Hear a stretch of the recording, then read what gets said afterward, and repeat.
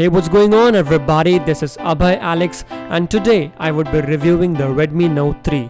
Just a quick info about the Redmi Note 3. It's been in huge demands and this phone truly delivers for the price it's been offered. So without much ado, let's get started. So first things first, what's in the box? The box is pretty clean and opening it up, we get the handset, a SIM ejector tool, some paperwork, wall charger, and a micro USB cable.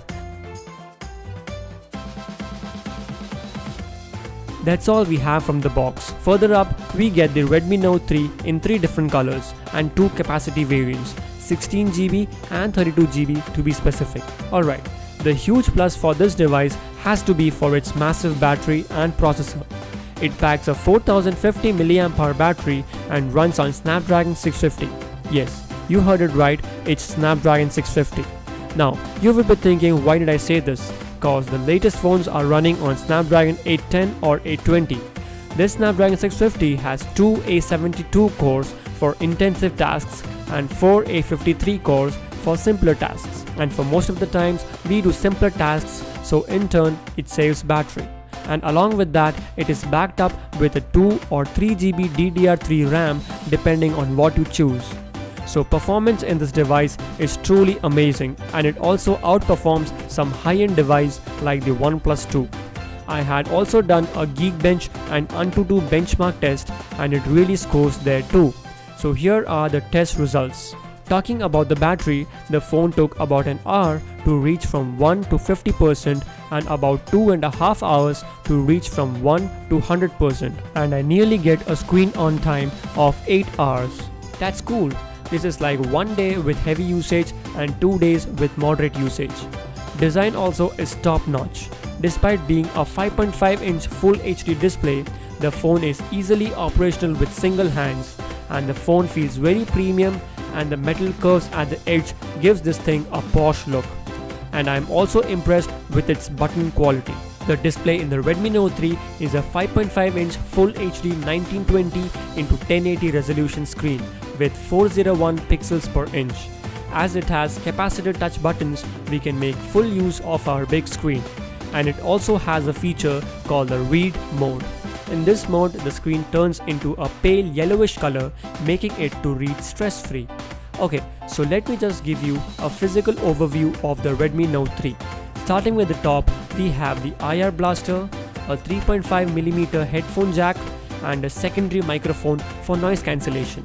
At the right side, we have the volume rocker and the power button. At the bottom of the phone, we have the primary microphone and a micro USB slot.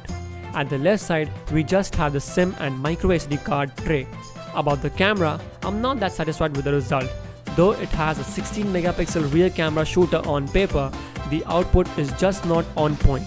Its results comes out to be a phone with an 8 megapixel camera.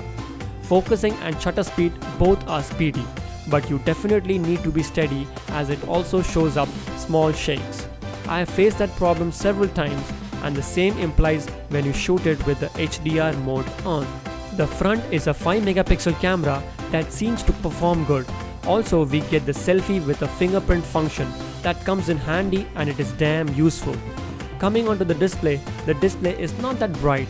When we are outside, we feel that the brightness is not much even if we keep it to the full. Gaming in this phone is great, no issues with that, but the phone heats up and it heats up a lot. On my testing, I noticed that the heating of the phone takes place in 3 places. First, when we intensely use it, second, while charging the phone, and third, when we are out in the sun with the phone in the pocket. The main reason behind this heating is its full metal body. The fingerprint reader accuracy is like 90%. Mostly I am able to unlock the phone, but sometimes, maybe because of the dust in my hands, it doesn't recognize. Also, when we are on Wi-Fi for a long duration, sometimes, yes, just sometimes, we have to toggle the Wi-Fi off and on. Maybe because it was on the same IP for a long time, and doing this solves the problem. It runs on its own MIUI software, which is great. Icons, transition, animation, all are awesome. Before ending this video, let me just give you a quick rundown of the specifications. The Redmi Note 3 is running on a Snapdragon 650 clocked at 1.8 GHz. For graphics handling, it has Adreno 510 chip, 2GB or 3GB DDR3 RAM, 16GB or 32GB internal storage, and can be expandable up to 32GB via a micro SD card. It's powered by a massive 4050 mAh battery. It also has a fingerprint unlock feature and the phone is 4G ready. It has a 16 megapixel rear camera sensor with aperture 2.0 and the front camera is a 5 megapixel sensor with aperture 2.0.